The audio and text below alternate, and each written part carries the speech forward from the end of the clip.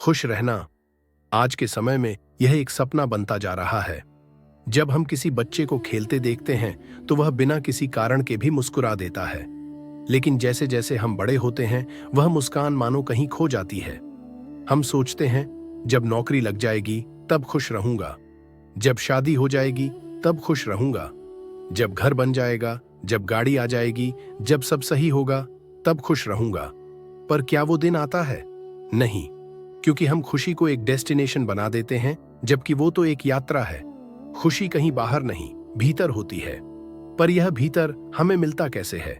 इसके लिए हमें चलना होगा उस ज्ञान की ओर जो हमारे अर्षियों, संतों और प्रभु श्री कृष्ण ने हजारों साल पहले हमें दिया था।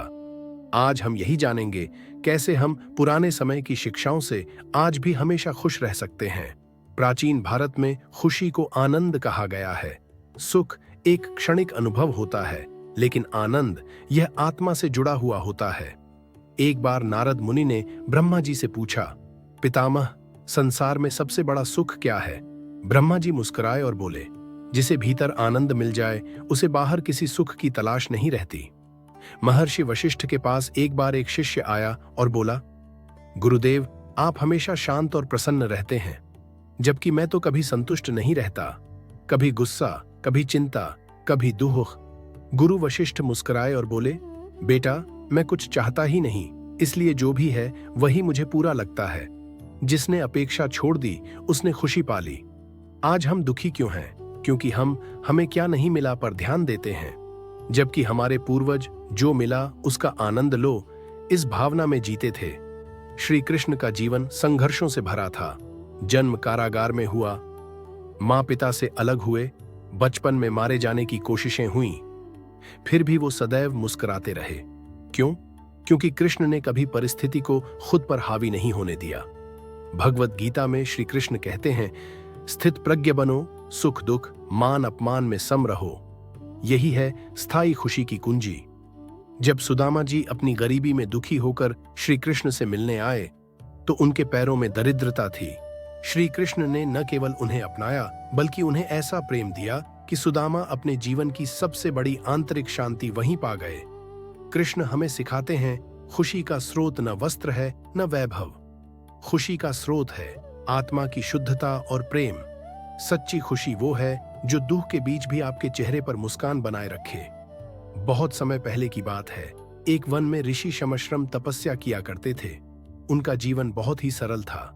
एक कुटिया, कुछ पेड़, थोड़े से फल और ध्यान भजन। लोग दूर दूर से उनके दर्शन करने आते थे क्योंकि वे हमेशा मुस्कुराते रहते थे। एक दिन एक राजा वहां से गुजरा। उसने देखा इस जंगल में एक साधु है जिसके पास कुछ भी नहीं, फिर भी उसके चेहरे पर ऐसी शांति और खुशी है जैसी उसने अपने महलों में कभी नहीं देखी थी। राजा ने ऋषि से पूछा, हे मुनिवर, आपके पास न वस्त्र है न सुख सुविधा, फिर भी आप मुस्कुरा क्यों रहे हैं? राजन, मैं जो चाहता हूं वो मुझे हर दिन मिल जाता है। सूरज की रोशनी, हवा की ठंडक, वृक्षों की छाया और प्रभु का नाम। और जिसे यह सब नहीं दिखता वह महल में रहकर भी गरीब है। राजा स्तब्ध रह गया। उसने उस दिन जाना कि सच्ची खुशी सामग्री में नहीं, दृष्टि में होती है। जब आपकी दृष्टि कृतज्ञता की हो जाती है तो दुख भाग जाते हैं। जो हर हाल में प्रभु का धन्यवाद कर ले वही सच्चा आनंदी है। आज की जिंदगी में हम क्या करते हैं? हर चीज से जुड़ जाते हैं। रिश्तों से मोह, पैसों से लोभ, चीजों से आसक्ति। यही दुख का कारण है।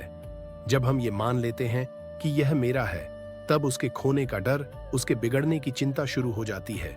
और यही डर हमें खुश नहीं रहने देता। खुशी को बांधना नहीं, बहने देना है। जैसे पानी को मुट्ठी में पकड़ने से वह फिसल जाता है, वैसे ही खुशी को जब हम बांधते हैं वह खो जाती है। कई लोग कहते हैं, मैं बहुत खुश रहूंगा अगर मेरी जिंदगी ऐसे चलती। काश मैं अमीर होता, तब मैं सबसे खुश होता। पर सच तो यह है कि जिनके पास सब कुछ होता है वे भी अक्सर उदास और असंतुष्ट होते हैं। एक बार एक साधु नदी के किनारे बैठा ध्यान कर रहा था। एक व्यक्ति वहां आया और बोला, मैं बहुत दुखी हूं, कृपया मुझे ऐसा कुछ दें जिससे मैं हमेशा खुश रह सकूं। साधु ने उसे एक छोटी सी मिट्टी की कटोरी दी और कहा, हर दिन इसका उपयोग करना, पर शर्त यह है, इसे तब तक रखो जब तुम खुश हो, और जब दुखी हो जाओ इसे नदी में फेंक देना। व्यक्ति सोच में पड़ गया क्योंकि उसे समझ आया, अगर मैं हर दिन दुखी रहूंगा तो कटोरी को फेंकना पड़ेगा, तो क्यों ना मैं हर हाल में मुस्कुराने की कोशिश करूं। धीरे धीरे उसने अपने नजरिए को बदलना शुरू किया और कुछ ही दिनों में वह अपने भीतर की खुशी खोजने लगा। खुशी कोई वस्तु नहीं, ये एक वृत्ति है, और ये वृत्ति तब आती है जब हम हर परिस्थिति में सकारात्मक सोच रखते हैं। हम दुखी कब होते हैं? जब हम मेहनत करें लेकिन अपेक्षित परिणाम न मिले, दूसरों से तुलना करें, यह सोचें कि इतना किया फिर भी मुझे क्या मिला। इन तीनों की जड़ है फल की अपेक्षा। एक गांव में एक किसान बहुत खुश रहता था। उसकी फसल कभी अच्छी होती, कभी नहीं, पर वह हमेशा प्रसन्न। लोगों ने पूछा, तू दुखी क्यों नहीं होता जब फसल खराब हो जाती है? किसान बोला, मेरा काम है बीज बोना और खेत सींचना, बारिश देना या फसल उगाना वो प्रभु का काम है। मैं अपना कर्म करता हूं, बाकी उसकी मर्जी। यह सुनकर सब चौंक गए। वो किसान सच में श्री कृष्ण की गीता को जी रहा था। ईर्ष्या, तुलना और मोह सुख के सबसे बड़े दुश्मन।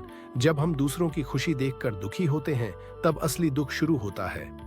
आजकल सोशल मीडिया पर लोग दिखाते हैं, देखो मेरी गाड़ी, मेरा ट्रिप, मेरा रिश्ता, मेरी सफलता, और हम सोचते हैं मेरे पास ये क्यों नहीं है। यही सोच खुशी को खत्म करती है। जब हम अपने जीवन की तुलना किसी और से करते हैं तो हम अपनी अनोखी कहानी को भूल जाते हैं। हर इंसान का जीवन एक अलग पाठ है, फिर क्यों किसी और की किताब के पन्नों से अपनी जिंदगी तय करें। जैसे हम रोज शरीर को नहलाते हैं, वैसे ही मन को भी साफ करना जरूरी है। हर रात सोने से पहले खुद से पूछिए, आज मैंने किस बात पर ज्यादा चिंता की? क्या वह बात मेरी खुशी से ज्यादा जरूरी थी?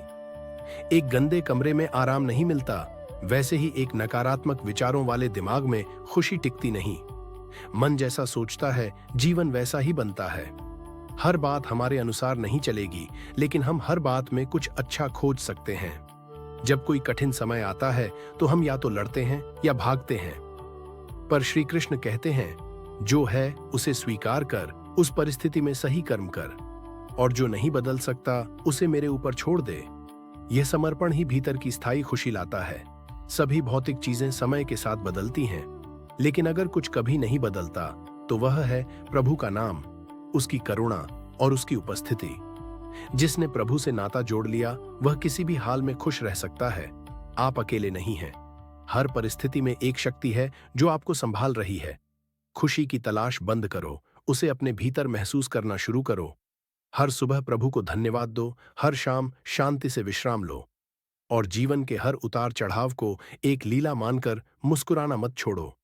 जब तक मन शांत नहीं तब तक बाहर कुछ भी सुंदर नहीं, और जब मन मुस्कुराए तो सारा संसार एक उत्सव लगने लगता है।